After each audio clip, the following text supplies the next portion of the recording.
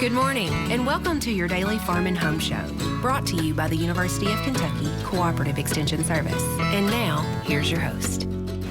Good morning, and welcome to your Farm and Home Show. My name is Joanna, and this morning we're visiting with Dr. Jeff Lehmkuhler. He's with the University of Kentucky as Extension Beef Specialist there. Good morning, Jeff. Good morning, Joanna. Well, Jeff, people are kind of rounding out their last cutting of hay, and hay is something that's so important in our winter feeding program.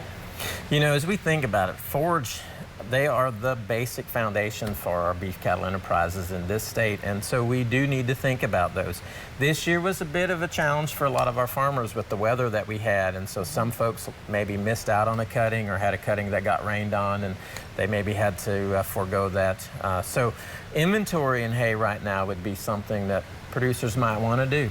Hay is almost always cheaper as we think about this fall time than late winter and February when people are beginning to run out. So if we know we're short, we can go ahead and inventory that hay, buy it, get it on the farm for a few dollars a ton less than trying to buy it back in February or March. And you probably are going to get better quality hay if we start now. That is exactly right. And so as we look at the nutritional needs of the cow herd, we buy a little bit better quality hay. That means we don't have to supplement as much. And so perhaps we can buy that hay at a little bit cheaper price for better quality and not rely so much on grain.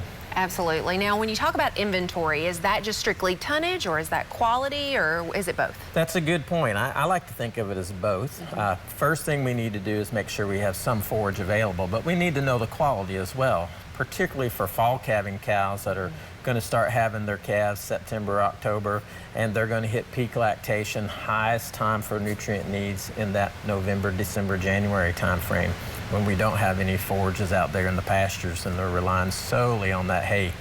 So forage testing is one of those pivotal things that we can use to be thinking about, should I supplement or should I not? And with forage testing, we would use an instrument like this, and I believe you have one of these at your office.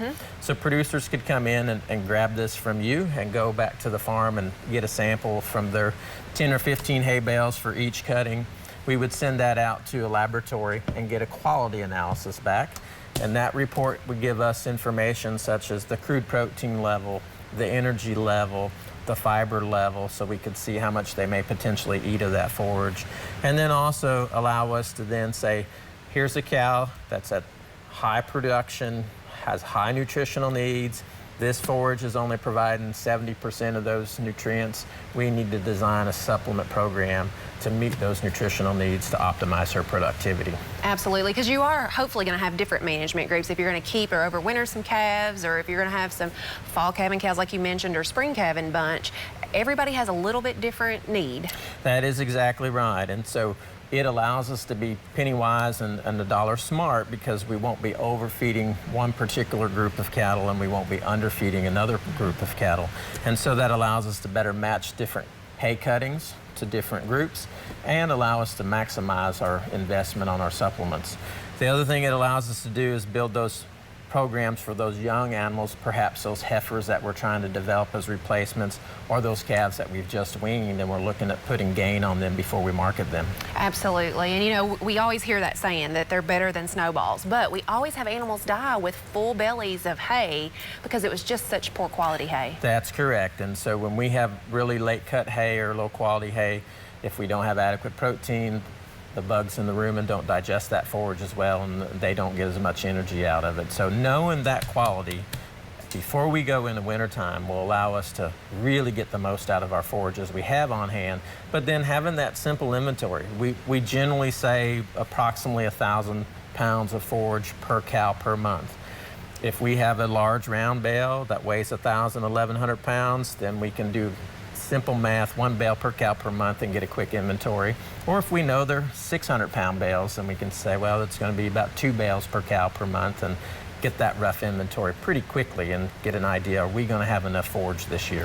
Yeah, and making sure that you're prepared, because with Kentucky weather, we are never for sure how long this winter is going to last. That is correct, and I like to tell our producers, always think about 20% additional than what you estimate, so that if we do have a long winter or we have to start feeding hay early because of drought conditions, we have some in reserve.